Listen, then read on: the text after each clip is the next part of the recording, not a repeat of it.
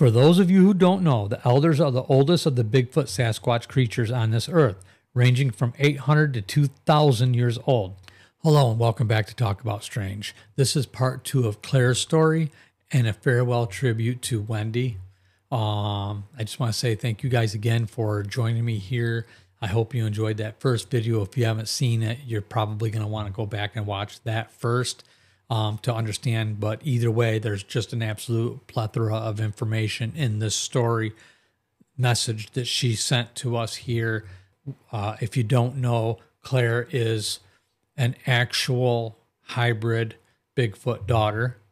And she is sharing with us information that came straight from her uncle, Bigfoot, that is, as far as she knows and says, over 800 years old. This is just amazing details that you're never going to get anywhere else. You're going to want to stick around and hear this. We're going to go ahead and get started. It's not going to be a long video. Kick back, relax, take notes, because there's a lot of stuff here. Okay. Claire's story, part 2. Claire note. So this is, she starts starting right out with one of her notes. Okay, so I'd like to add a bit more information to this message from my mother, starting with my teeth, laugh out loud. Yes, if you are wondering, I still have to have my teeth filed every year. And yes, as much as I hate to admit it, I do still get electrolysis, just not nearly as often as I used to. Also, I am not 6'5". I am 6'8". Not that it matters all that much. Yeah, it does. And she's telling the truth, man. Claire is tall. She is tall. She towered over me, and I'm 6 foot, well, 5'11" and a half, 6 foot. She towered over me. It was almost intimidating, but she's so wonderful. So while So while I am tall compared to most women, I'm rather short compared to my genetic counterparts. True. One of my biggest regrets from high school and college is that I couldn't play to my full abilities. I wish there had been a hybrid sports team, laugh out loud. That would have been awesome. On that note, my mother, the team, and I got into a sort of a joking conversation about what I was actually capable of. As for my running ability and physical strength. So just for the fun of it, we set up a few challenges against a couple of the guys that we work with. They are a couple young, tough, handsome gentlemen that felt rather confident that they could beat me in a running and lifting competition. I couldn't have that, now could I? Laugh out loud. For our first challenge was to run a 100-meter speed race. Male 1 ran it in 12.37 seconds. Male 2 ran it in 14.12 seconds. And I finished in 6.5 seconds, clocking a speed of approximately 34 to 35 miles per hour in a 100-meter race. That's insane. All right, bench pressing was next. Male 1 benched an impressive 280 pounds. Male 2 lifted 220, and I also lifted 280 pounds rather easily. I didn't know for sure how much more I could lift because we only had a maximum of 280 pounds available. So to break the tie, we did reps. Male 1 was able to lift the weight 3 consecutive times without help. I was able to lift them 10 times, which at that time I just decided to stop. But the biggest notable difference between us was that he works out every day and I only do yoga, Pilates, and meditate regularly. The final challenge was a drinking contest. I passed on that one, laugh out loud, because I've never drank a drop in my life and I was sure I'd lose that one. Good idea.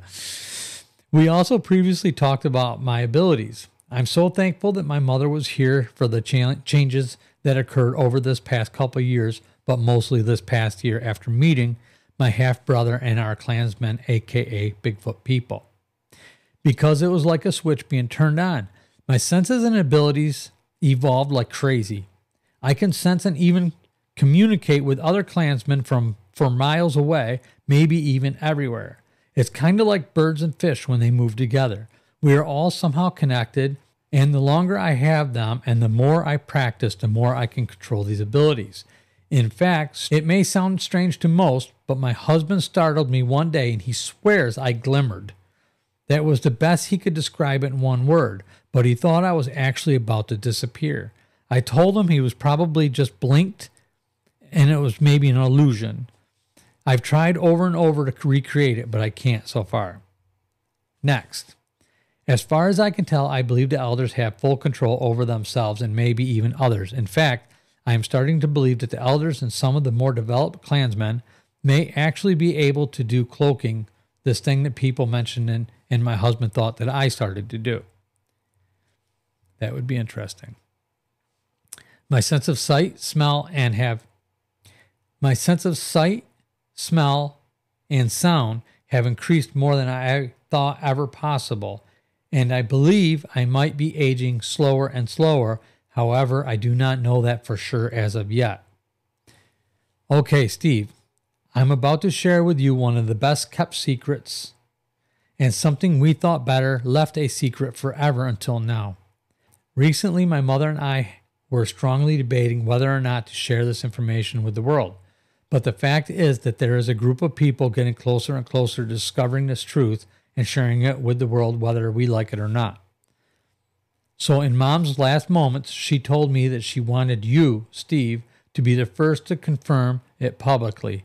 So here it goes. This is for you, Mom. We can now confirm definitively that Bigfoot, Sasquatch, Yeti, Grassman, Klansman, and whatever else you want to call them are in fact of alien descent. Please allow me to explain. Wow. For those of you who don't know, the elders are the oldest of the Bigfoot Sasquatch creatures on this earth, ranging from 800 to 2,000 years old. There are very few of them left in existence, and you will never find them.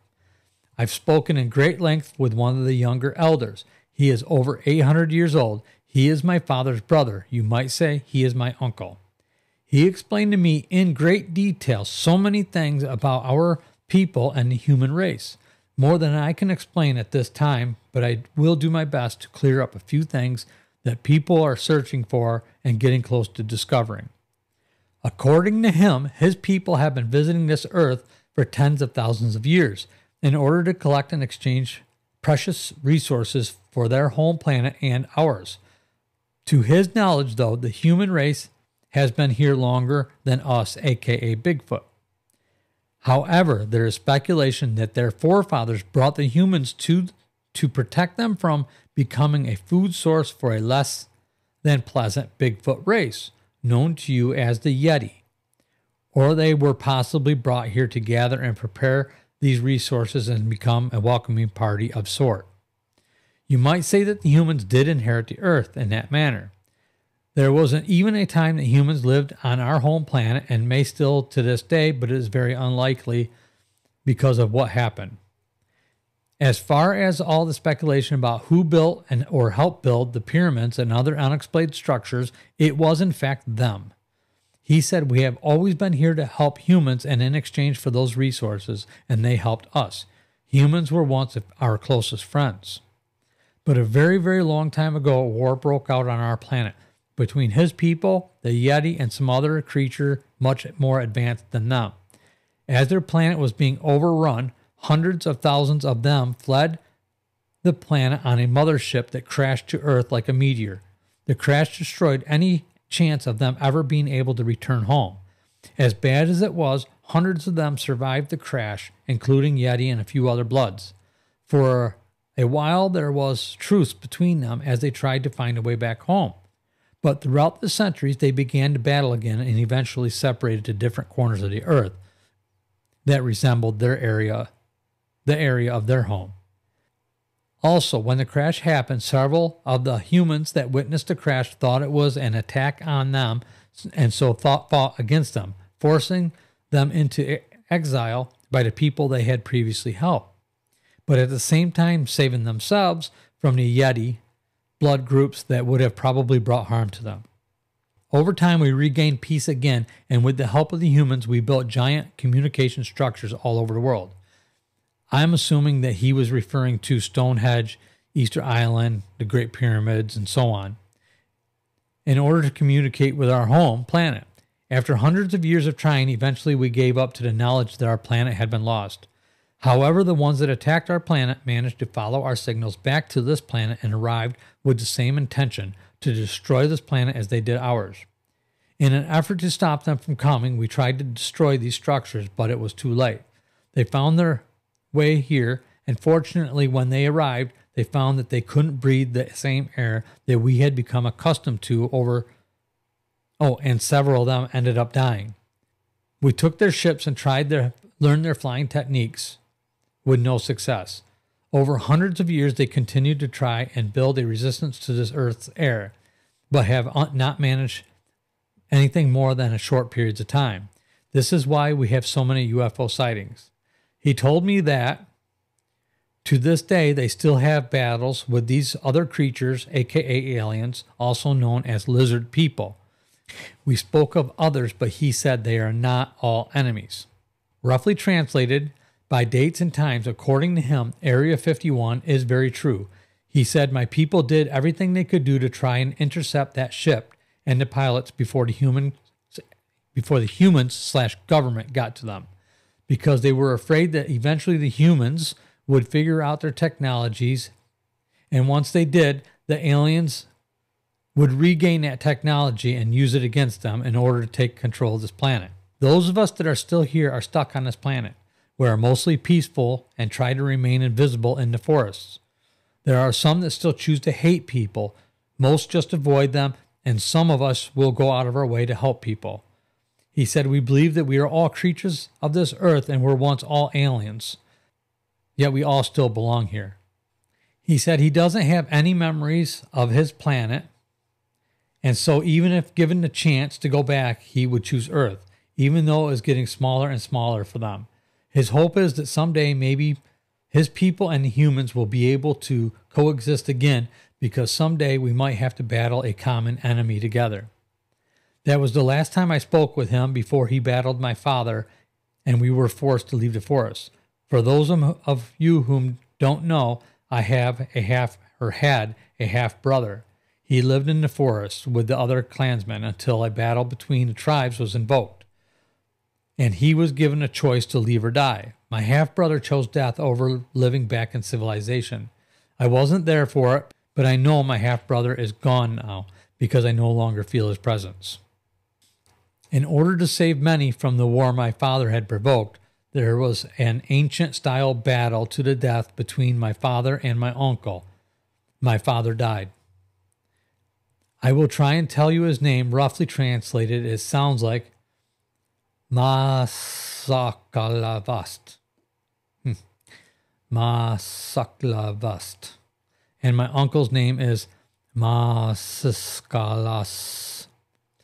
And my name from their word would be Thekasikasa.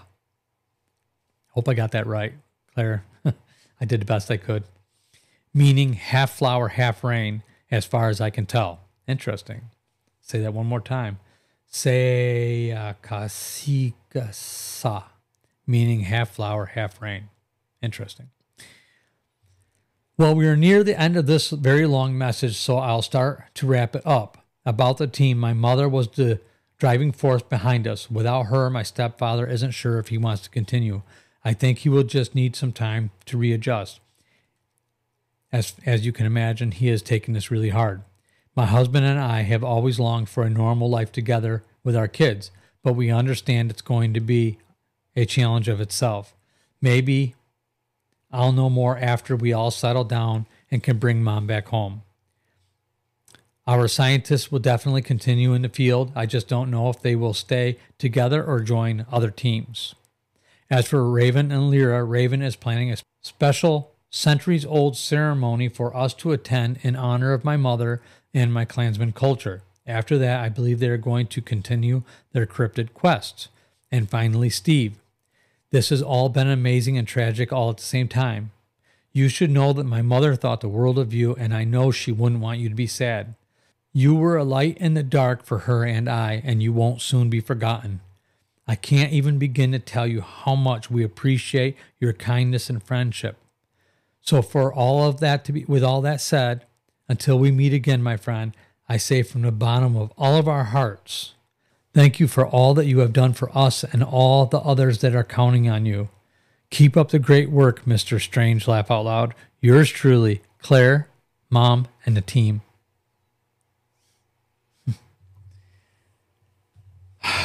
That was difficult.